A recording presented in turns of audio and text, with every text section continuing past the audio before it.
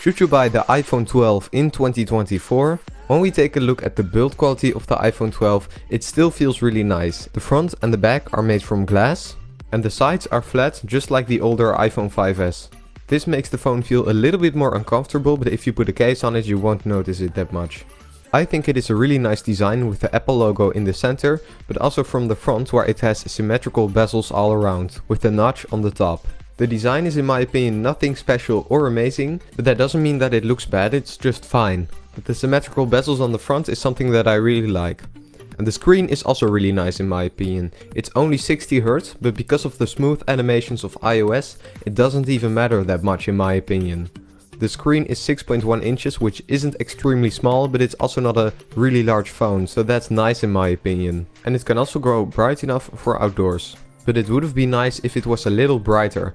The battery life on my model is good and you can get through a day, but keep in mind this one is new and you can't get much more than a day out of it, so definitely not 2 days. And I've heard some people say that the battery health degrades very quickly on the iPhone 12, and that's really disappointing in my opinion. So if you buy one used or you use your phone a lot, then you might need to charge it through the day. The iPhone 12 has a speaker on the bottom, but it will also use the earpiece on the top as a second speaker. So it has stereo speakers, and the sound quality of the speakers is pretty good in my opinion. It's definitely nothing amazing like the Asus ROG phones, but it's also not terrible either like my own Google Pixel. In terms of unlocking methods, there's sadly no fingerprint sensor on here, however it does have facial recognition, which is called Face ID, and it does work really fast. And it can unlock your phone really quickly even when it's dark, so that's nice in my opinion. In terms of ports, the iPhone 12 sadly doesn't have a headphone jack, which is really disappointing in my opinion, but it also has a lightning port. It's not universal and only used on Apple products, and it's also not the fastest when transferring files. And then you also need to carry an extra cable, so I'm not a big fan of it, but I think for most regular people this isn't a big issue.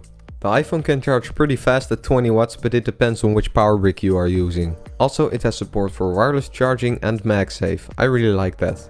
It also has dual cameras on the back, a normal one and an ultra-wide one. With the ultra-wide one you can capture a lot more in your frame, but keep in mind that it has a worse quality sensor, so it will be worse in low light. But overall, especially the normal camera can take great photos. It also has a night mode for photos, and the video quality is also good with good detail and stabilization. The base storage option is 64GB, and that is good enough for most people, however I think for the price it's definitely not that great. And if you like to use your phone for a long time, but also take a lot of photos and 4K videos, then the 64GB model is not good enough. It would have been nicer if the base storage was 128GB. For software it is running on iOS 17.2, and this is definitely one of the strong points of this phone, because it's very easy to use. All of the apps are on the home screen, but it's also nice that it feels fast, even though it only has 4GB of RAM.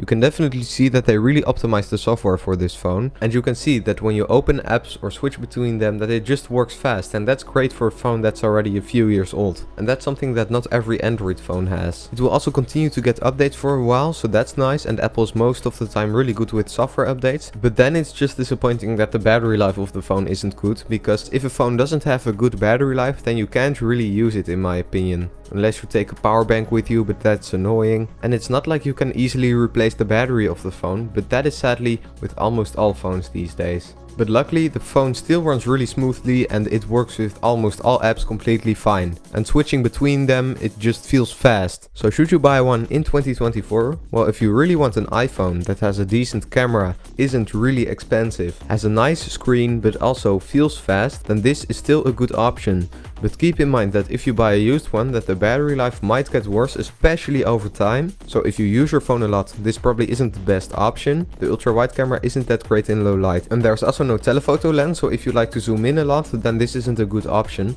Also, the 64GB of storage at this price point isn't that much. But other than that, I still think it's a really good option if you want an iPhone that isn't too expensive but can still last you a few years. What do you think of the iPhone 12? Let me know in the comments down below, and thank you so much for watching.